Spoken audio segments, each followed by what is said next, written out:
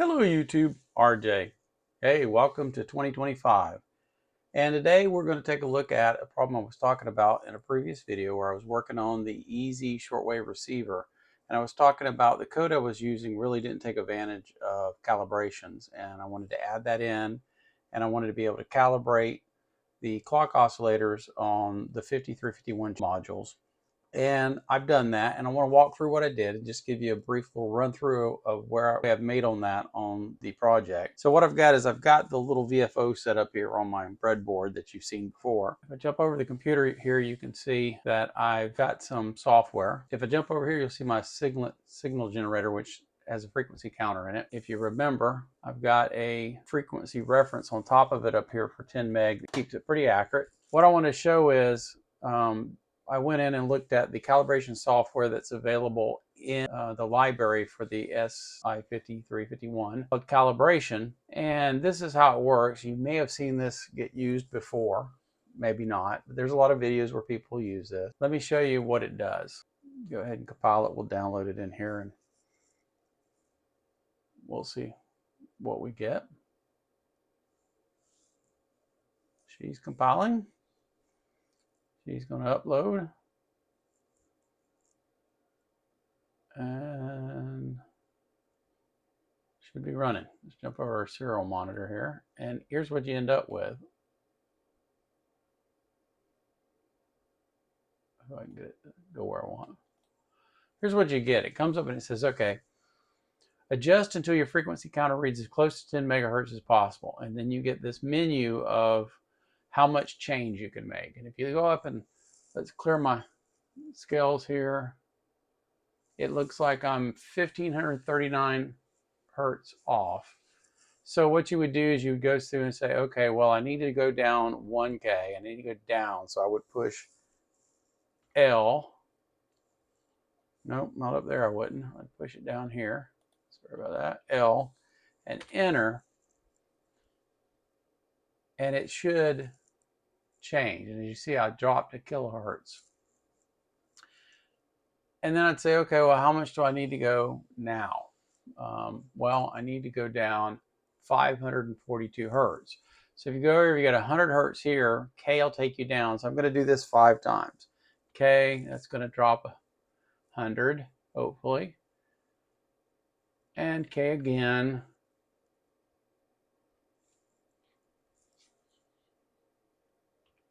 And K again. And K again.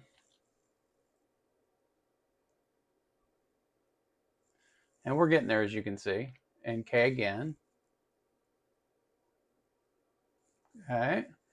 And then K one more time. Now we're 42 hertz off, so we've got to change. We've got to go to 10 hertz at a time. I need J. So J is going to do 10 hertz at a time. So I'm going to need about 4 of them. So I'm going to do J and enter.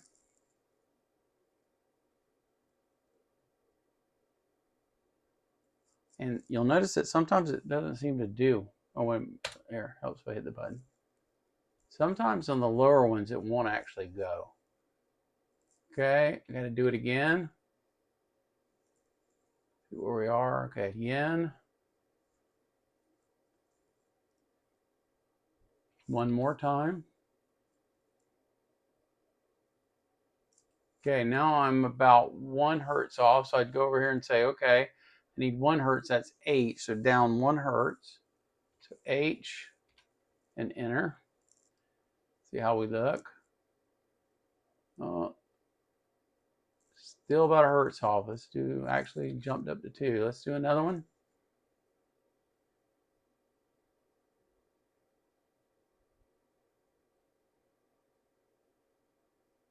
We're close.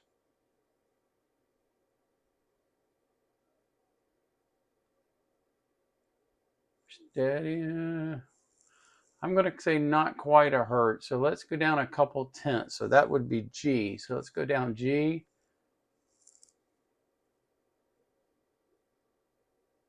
Let's go down G again.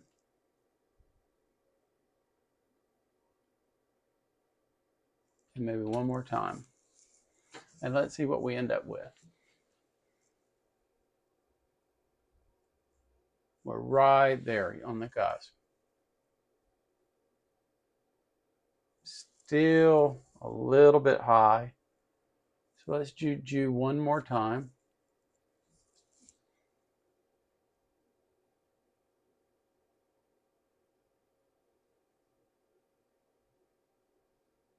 Still seems to want to bounce up that one hertz. So let's do another G. Let's do 2 more Gs actually. See what happens. Now we're settling in. That's looking pretty good. Let me clear the statistics. Let's see how on the statistics. I've got to change. Let me get up here a minute. I need to change my this to 10. Clear my statistics. The right buttons.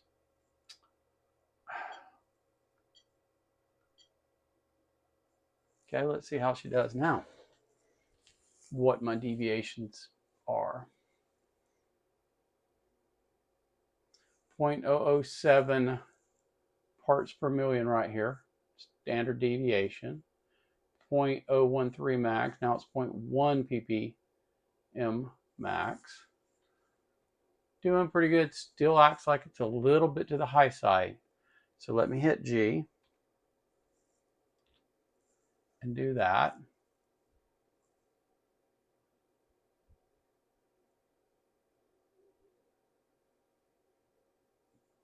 Let's reset and clear our statistics. Let's see how we do now.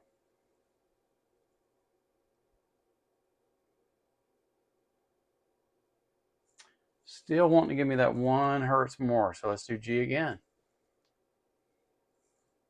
fact, let's do it twice. Let it settle a minute. We'll clear statistics, see what it looks like.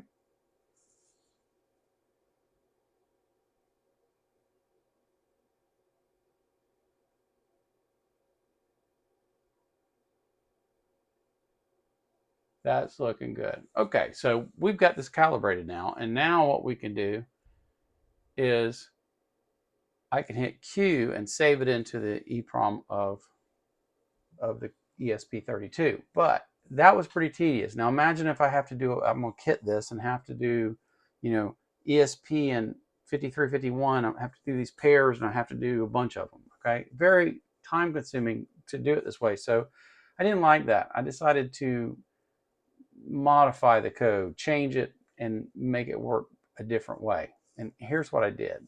Let me clear this, stop it, and let's go ahead and bail out of this program. Let me open another one.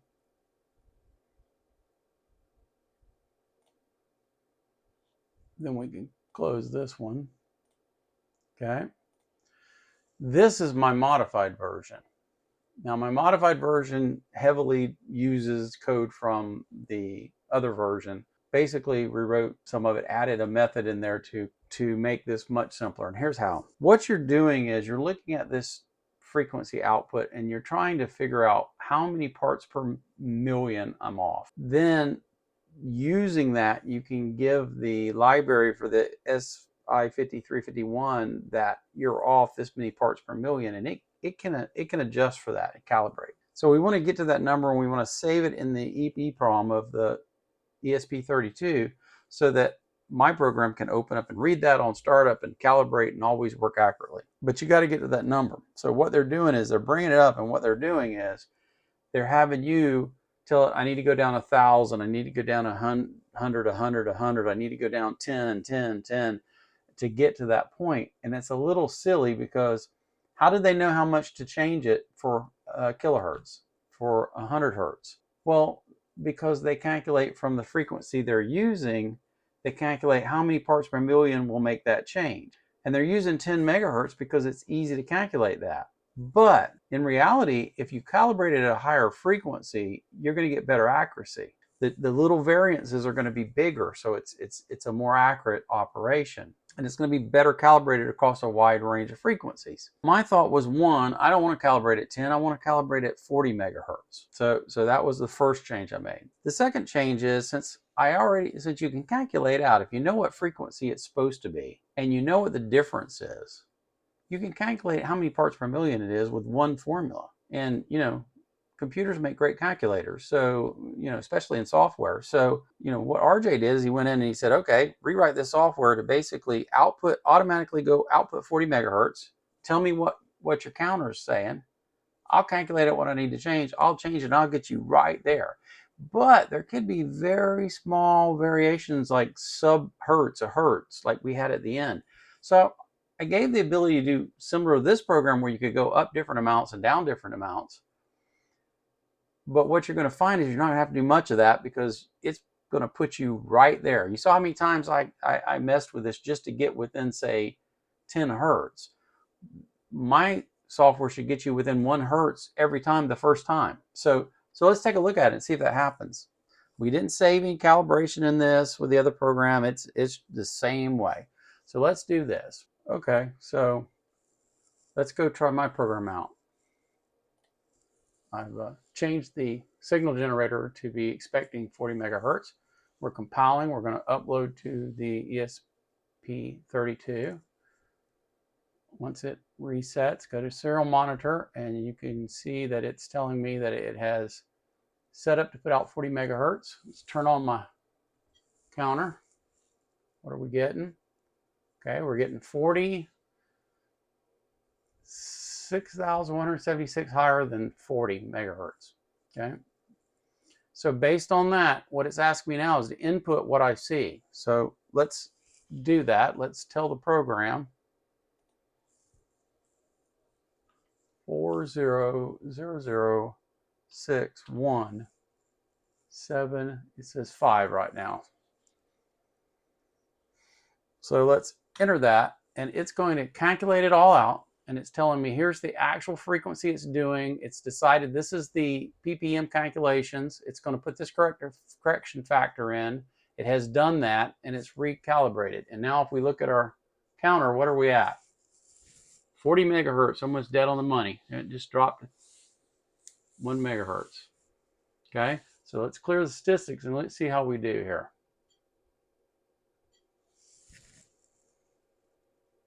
So we'll watch the statistics for a minute here, and we'll see how much we're off. And we can see that we're low, sometimes 1 megahertz. So we could come up a little bit, okay? So if we scroll on down the screen here, you'll see that I give you the ability to adjust by different amounts. So you can go up 1,000 ppm, 100 ppm, 10 ppm, up or down by entering these. And so I'm going to go up, and I'm going to try going up 1,000 ppm. So let me do plus, enter.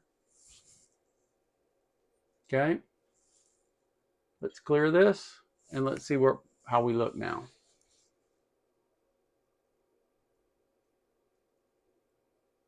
We're looking pretty good. Now, hopefully you'll agree that's a lot faster and easier than all that other stuff. This is how I'm going to calibrate these, and I'll make this code available. I'll put it up on the Lynx Dropbox folder and put a link in the description of this video for you. If somebody wants this code, vast majority of it is the other guy's code. I just tweaked it. But if you want this code to use for something, it's there. Hack away, have fun. But hopefully you can see how much quicker it is, just have it get you right there, and all you have to do is play if you want to. It's accurate enough. When it came up right the first time, it was accurate enough to be totally usable. 1 hertz one way or another at 40 megahertz is not going to be an issue, especially when we're not typically going to be at 40 megahertz. We're going to be a lot less than that, so the error would be much less. I'm happy with that. Hopefully this kind of gives you an idea of what I've done with the calibration stuff, and I'm going to keep working on the radio, and you're going to see more and more stuff come out. So hey, thanks for hanging out with me. Hope you learned something. Hope it was educational and entertaining. I hope you subscribe to my channel, and I sure hope you if you enjoyed this video. But most of all, I hope to catch you in the next video.